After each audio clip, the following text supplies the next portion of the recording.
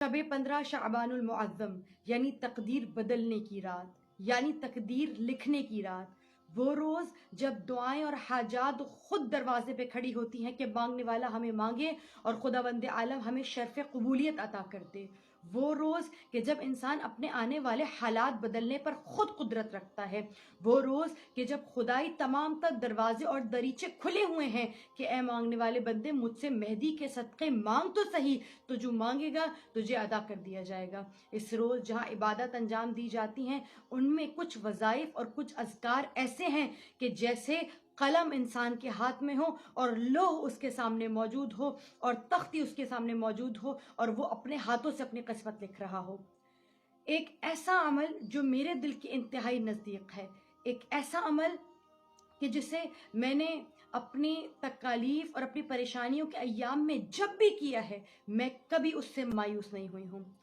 इस दिन कि जब आप बहुत से आमाल और बहुत सी निस्बतें इमाम ज़मान से देते हैं, एक ऐसी नमाज जो नमाज इस्तिगासा बहुज़ूर इमाम ज़मान से मारूफ़ है, जो उलमा का, जो मशाइख का, जो तुलबा का, जो मांगने वालों के लिए बेहतरीन ज़रिया है कि वो इमाम ज़मान के सदक़े में और इमाम ज़मान के तवस्सुल से और इमाम ज़मान से जो चाहे तलब कर लें।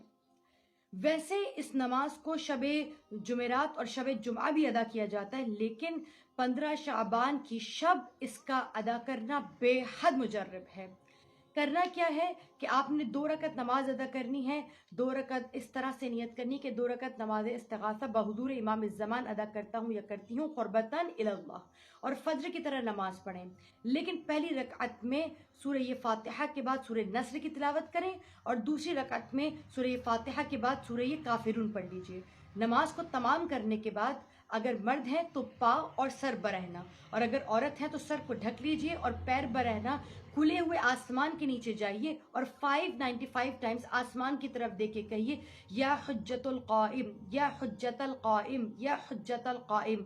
इसे 595 टाइम्स कहें और फिर बाद में बगैर किसी से कलाम किए, बगैर कुछ बोले सीधा जा नमाज पे जाएं। सजदे की हालत में होकर सजदे में जाकर 70 टाइम्स पढ़िए या इमाम ज़मान, या साहिबुज़ ज़मान, या क़ाइम आले मोहम्मद अदरिकनी वला तुहलिकनी बिहक़्क़ि फ़ातिमतुज़ ज़हरा, या साहिबुज़ ज़मान क़ाइम आले मोहम्मद अदरिकनी वला तुहलिकनी बिहक़्क़ि फ़ातिमतुज़ ज़हरा।